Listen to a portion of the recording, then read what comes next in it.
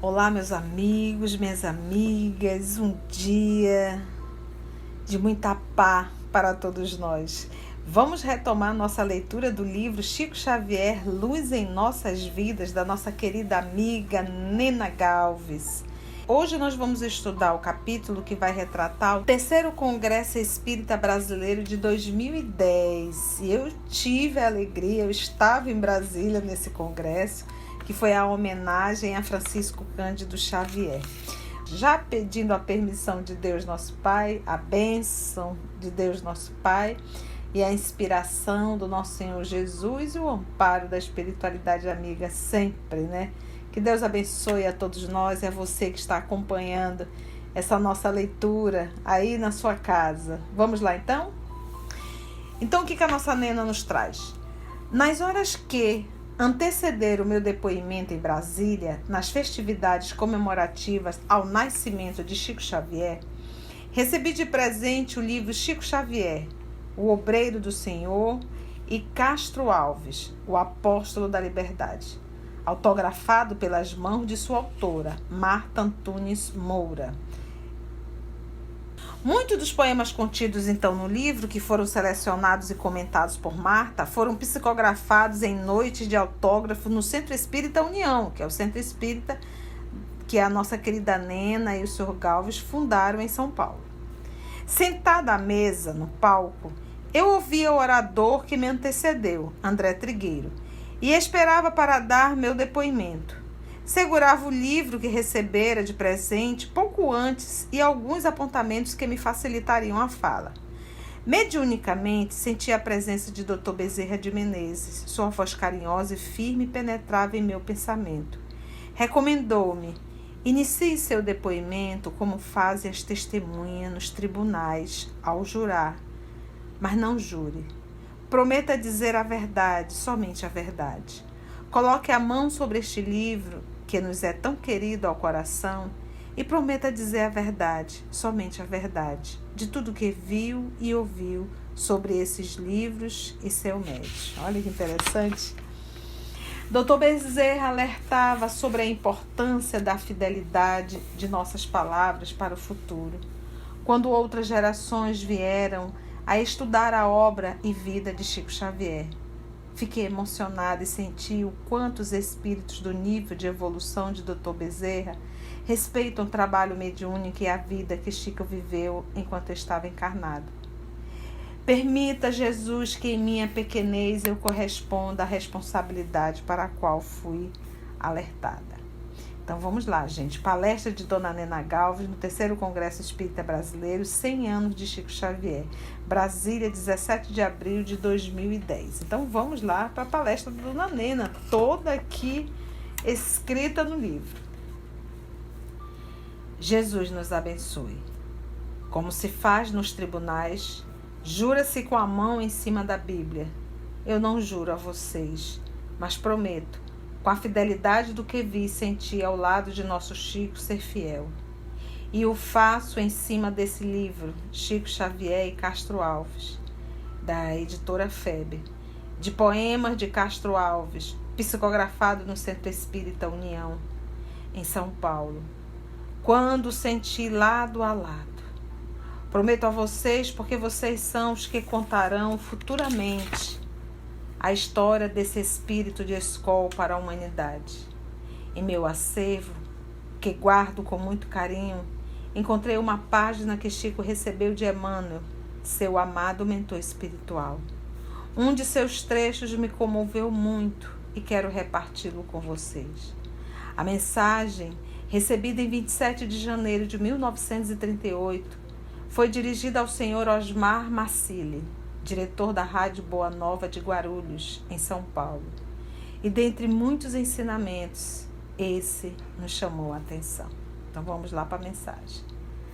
As expressões fenomênicas do Espiritismo podem ter grande valor para o ceticismo da época e suas modalidades científicas. podem representar uma claridade nova para algumas inteligências apaixonadas nos caminhos da crença. Mas a realidade incontestável é que sem o concurso da fé e sem a luz do coração, todos os fenômenos são fogos fatos do grande labor de esclarecimento das almas. Emmanuel transmitiu essa mensagem a Chico em 1938 e nós sabemos que, poucos anos antes, ele havia recebido o livro que iria despertar os brasileiros para o fenômeno do grande médium, Parnaso de Além-Túmulo. Emmanuel já o preparava para que estivesse sempre atento, porque a humanidade despertaria atraída por seu fenômeno de mediunidade, e seria por suas palavras inspiradas por Emmanuel que a luz de seu coração poderia brilhar. Tivemos 3 etapas dentro dessa maravilhosa vida de Chico Xavier: a de Pedro Leopoldo, a de Uberaba e, sem dúvida alguma, a de São Paulo. Ele compartilhou sua existência intensamente entre Uberaba e São Paulo. Que preparo teria tido esse grande espírito no mundo espiritual? Ele que nasceu numa cidade tão pequenina, Pedro Leopoldo, num lar tão humilde, para que tivesse a condição de sustentar sua obra e divulgá-la ao longo dos séculos. Hoje estamos comemorando o 1º século do seu nascimento. E quantos séculos mais comemoraremos com a leitura de sua obra e o estudo da vida desse espírito? Na etapa de Uberaba, podemos ver uma preparação gigantesca no mundo espiritual, um rol de espíritos trazendo a ele toda a cobertura necessária. Sua mãe, Maria João de Deus, espírito maravilhoso, preparara Chico desde cedo. Órfão, ela lhe aparecia quando chorava por sentir-se abandonado, por ter que lamber as feridas daquele garoto que não era seu companheiro, mas seu inimigo. Era ela, sua mãezinha, quem lhe dizia: faça o que ordeno, meu filho, isso será bom para você, aprenderá a ser humilde. Essa humildade bem desenvolvida serviu-lhe de grande valia. Quantas feridas Chico teve que lamber com seus lábios, quantas dores de coração sangrando chegaram até ele, quanto ele precisou saber consolar, não com a saliva de seu corpo, mas com as luzes de seu coração. Daqueles lábios saíam palavras que secavam feridas, consolavam, amparavam, com toda a cobertura do plano espiritual. Chico cresceu. Sempre era solicitado que desse o testemunho daquilo que Emmanuel lhe dissera. Disciplina, disciplina, disciplina. Não era a disciplina de horários, nem a disciplina de se colocar os papéis em gavetas certas ou a roupa no lugar adequado, mas a disciplina de todas as horas, a disciplina do compromisso conjunto. Chico estava na terra, mas com o mundo espiritual a dar-lhe toda a cobertura para que fizesse o necessário e assim se perpetuasse o cristianismo no trabalho.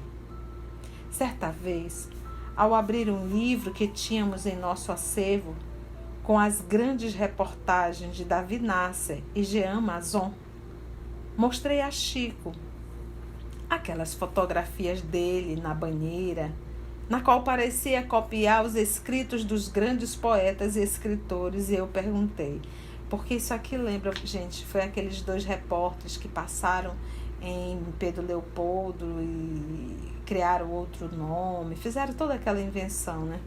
Que foi uma humilhação para Chico, né? Então, vamos dizer, Chico, ela perguntou assim: Chico, onde estava Emmanuel nessa hora, né, que permitiu? E Chico respondeu: Emmanuel estava lá, nena. Pediu para que eu deixasse minhas irmãs pularem a janela, porque não tinham esse compromisso. E disse para eu fazer tudo o que eles me pedissem, porque no futuro isso seria muito bom para a doutrina espírita. Olha, porque eles acharam, os repórteres, que estavam enganando o Chico. E o Emmanuel disse: faça, Chico, faça tudo, porque isso vai ser bom no futuro para a doutrina. E nós podemos acompanhar, vimos isso acontecer realmente. Que imagens aviltantes! Chico deitado na banheira, como se estivesse a copiar aqueles escritos. As grandes reportagens de Jean Mazon e Davi Nasser. E hoje? As grandes reportagens de Chico Xavier em todos os lugares. Pinga-fogo, televisão, internet. Estaria errado Emmanuel quando pediu a ele que se submetesse àquela disciplina do mundo espiritual para que aprendesse a ter a mesma confiança que tinham nele? Chico era humano.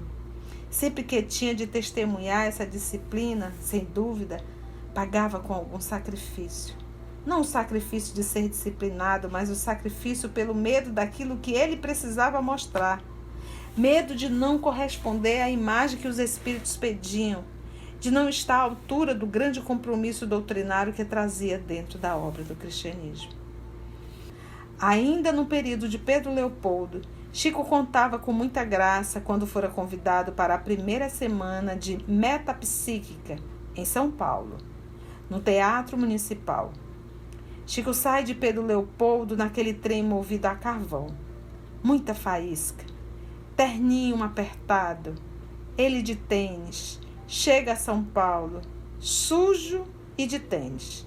Seu anfitrião lhe diz: Chico, você não pode ir ao Teatro Municipal desse jeito. Arrumou-lhe um terno melhor e mais limpo, sapatos. Na mesma data, havia uma festa na casa do anfitrião. Todos queriam conversar com o Chico. Havia salgadinhos e refrigerantes. Fazia muito calor e tinha também cerveja. Insistiram para que ele comemorasse com um pouquinho de cerveja. Chico, não querendo desfazer dos anfitriões, tomou só uns golinhos de cerveja. À noite, ele contava, teve uma cólica tão grande, uma dor de barriga tão forte que começou a ele clamar por Emmanuel. Emmanuel, me acuda, amanhã eu tenho um compromisso. Emmanuel lhe apareceu no quarto e disse: não vou dar a você remédio algum, porque você veio a São Paulo para um compromisso de doutrina espírita e do cristianismo. Não era para você ir brindar com seus anfitriões.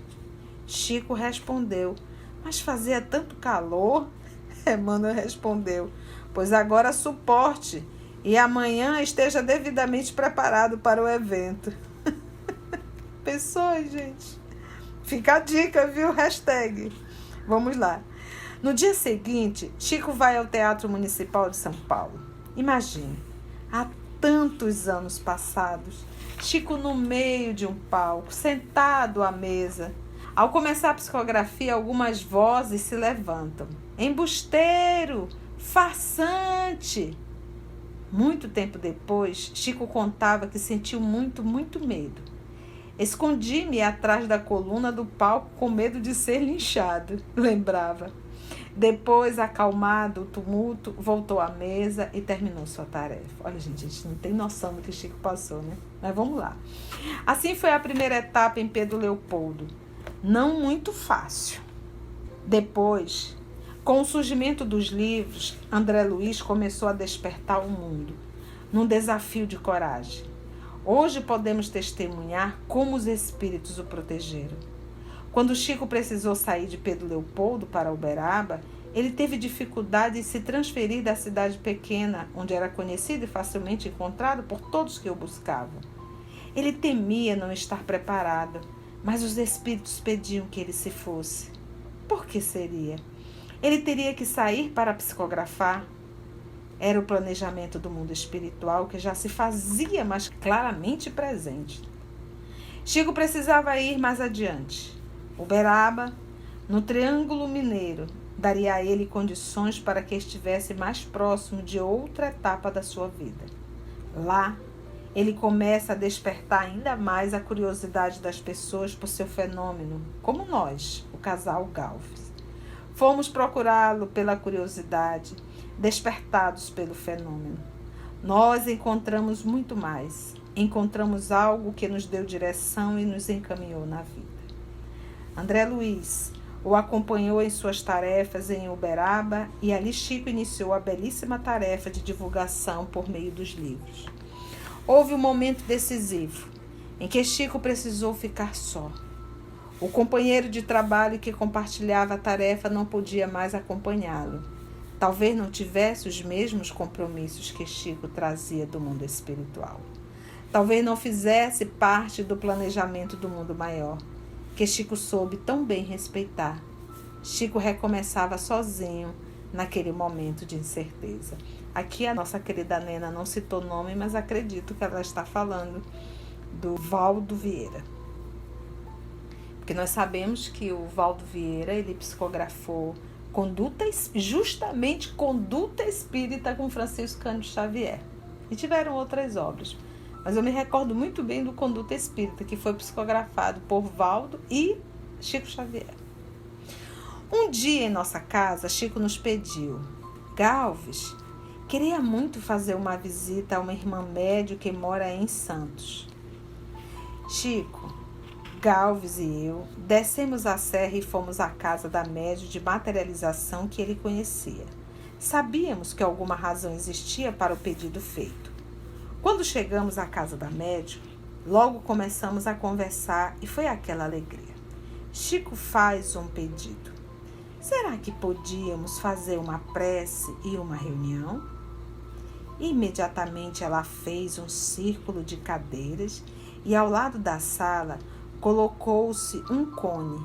Sentaram-se Chico, Galves de um lado, eu de outro. A médium sentada numa cadeira ficou como semi-adormecida. Os fenômenos começaram. O cone levitou, dava voltas ao redor das cadeiras e foi na direção do coração de Chico. À distância, ouve-se uma voz. Era André Luiz a falar diretamente com Chico. A médium não sabia o que se passava. Chico estava assustado em continuar a obra e o espírito André Luiz, sem que ninguém perguntasse nada, disse a ele. Olha, gente, que maravilha. Olha aí, nós que estamos estudando Nosso Lar e as obras de André. Gente, e pelo que eu entendi, olha, à distância ouve-se uma voz. Então aqui era a voz direta, tá? Sem o intercurso do médium, no processo da psicofonia. Vamos ver o que André diz. Chico, não tema. Nós estamos com você. Você não está sozinho. Trabalhe. Nós estaremos juntos e a obra continuará, porque ela não é nem sua nem nossa. Continue a trabalhar. Que legal. Ainda bem que ele não parou, né, gente? André Luiz falou muita coisa bonita naquela noite. Nós estremecíamos, pois sabíamos o que Chico sentia. Já de volta, na subida da serra, as lágrimas de Chico desciam. Chico estava com força total novamente. Ele estava fortalecido. André Luiz o acompanhava e dissera: continue, continue. Nos anos seguintes, livros continuaram a surgir. Tempos depois, ficou enfermo. Chico sempre teve o físico bastante delicado. Tinha um espírito forte, mas o corpo era fragilizado. Precisou ser operado da próstata em São Paulo por uma especialista e companheiro da doutrina que o conhecia. Mais uma vez pudemos testemunhar como era impressionante a proteção que os espíritos davam ao seu médium. Era frio, dia 28 de agosto. Chico foi ao hospital e se internou com outro nome, a pedido dos cirurgiões, para que não houvesse tumulto.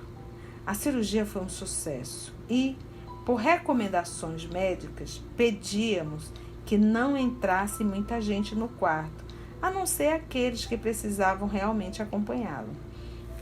O quarto mantinha-se sempre aquecido, com temperatura ideal. Mais tarde, Chico contou-nos que os espíritos faziam esse preparo no ambiente. Nós, que barrávamos os encarnados para que não entrasse, soubemos que o mundo espiritual colocou 2 guardiões na porta do quarto para que espíritos desencarnados não atrapalhassem o tratamento do seu médico. Olha lá, gente. Porque nós sabemos que tem espírito em tudo quanto é canto. E ele estava no hospital. Então, obviamente, ali também tinha espíritos. Então, 2 guardiões, gente, olha só. Pronto para receber alta, Chico convoca uma reunião de amigos de São Paulo para recebê-lo, devido ao fato de nós havermos impedido muita gente de vê-lo.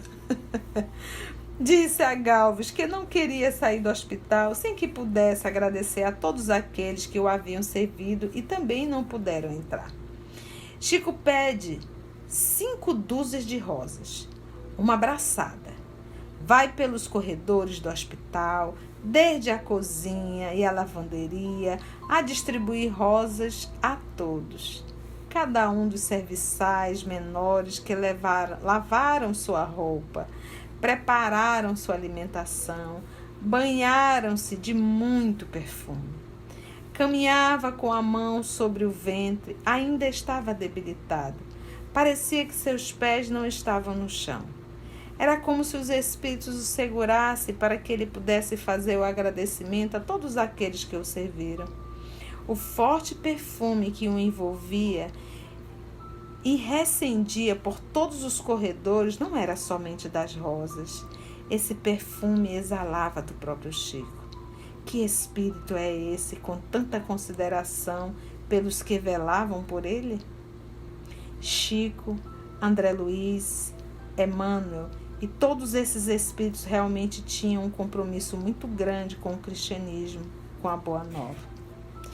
Na sequência de 3 etapas da vida de Chico, temos agora as suas atividades em São Paulo, das quais podemos considerar um grande marco, o programa Pinga Fogo, que despertou um movimento ainda maior em torno do espiritismo cristão. Foi belíssimo assistir a esse programa de TV, o Pinga Fogo. Era visível o real amparo oferecido pelos espíritos companheiros de Chico. Será que Chico teve medo de encarar a plateia e a transmissão do programa de entrevistas ao vivo para todo o Brasil? Ele era corajoso, mas quem sente o nível da responsabilidade, do compromisso com a doutrina, não pode deixar de ter medo. Corajoso, como sempre, o mineiro simples que chegou a São Paulo de tênis e vestido de modo muito simples, cobriu a calvície e foi ao pinga-fogo, vestido de terno, gravata e cabeça coberta. Deu uma beleza de explanação a respeito do que era o espiritismo. Antes de sair de casa para o programa, Chico segurou o retrato de Jesus, que ele sempre tinha no quarto, e beijou-o, enquanto lágrimas lhe corriam pela face. Mais tarde, ele nos contou que teve um medo muito grande de comprometer a doutrina espírita com suas palavras.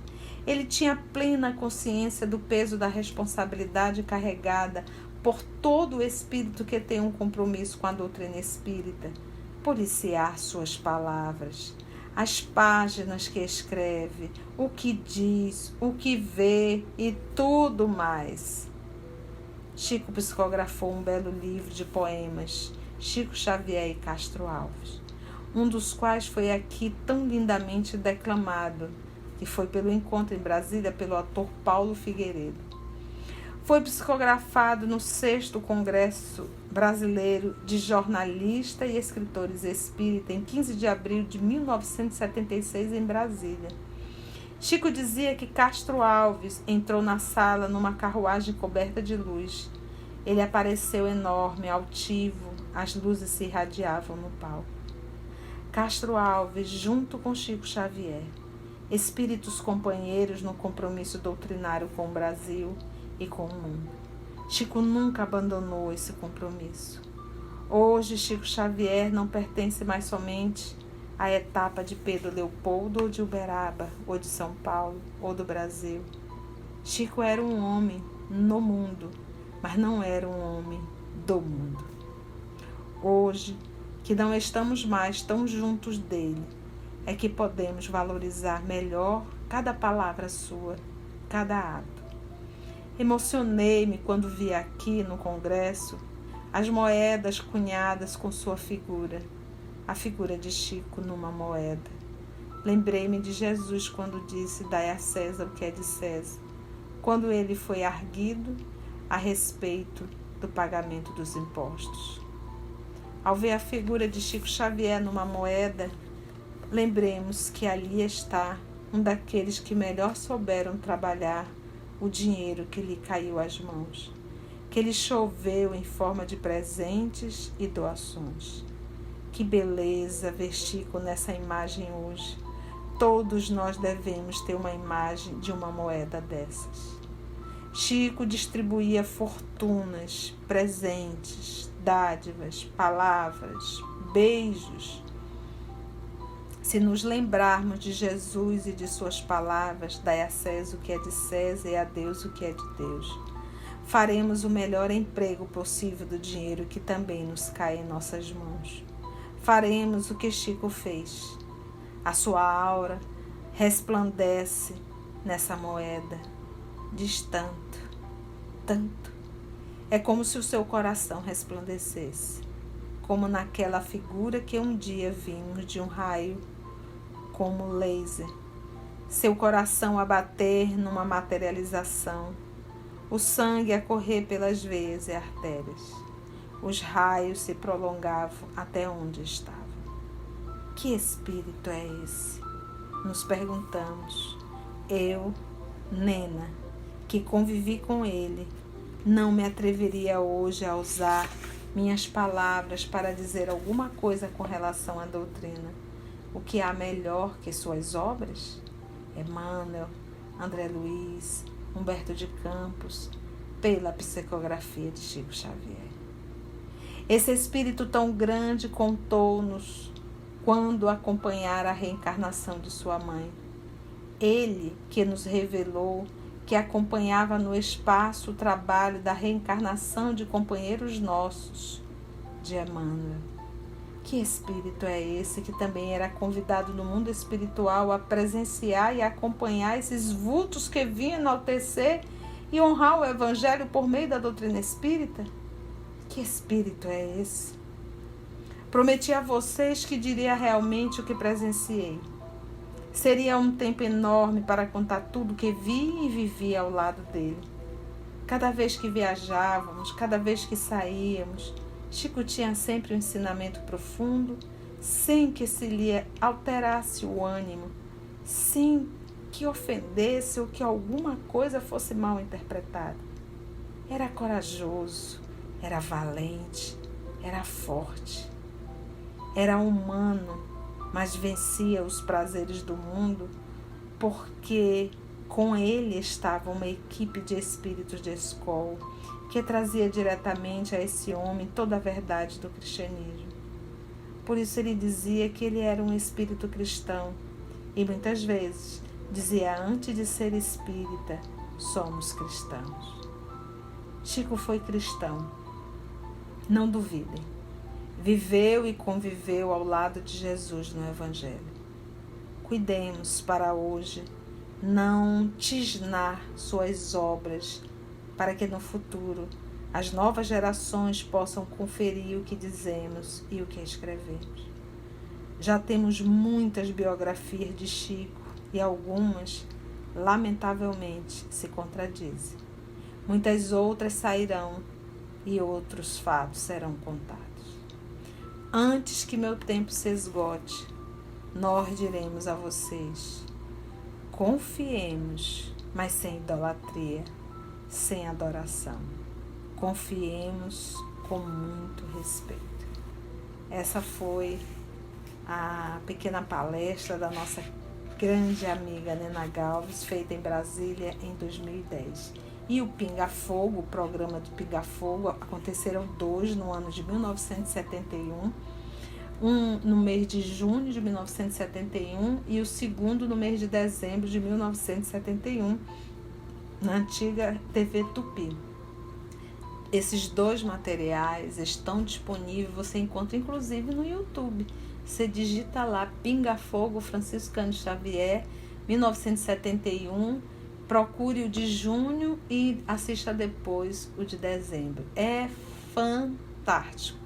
E é realmente para assistir com um caderno e caneta em mãos para fazermos as anotações, porque são respostas assim maravilhosas, dadas obviamente por Chico, mas amparado e assistido pelo nosso querido Emmanuel. Meus irmãos, e assim nós finalizamos mais uma leitura da obra Chico Xavier, Luz em Nossas Vidas. Agradecemos a Deus, nosso Pai, a espiritualidade amiga e até o nosso próximo momento, leitura com Nena Galvez. Um grande abraço da tia.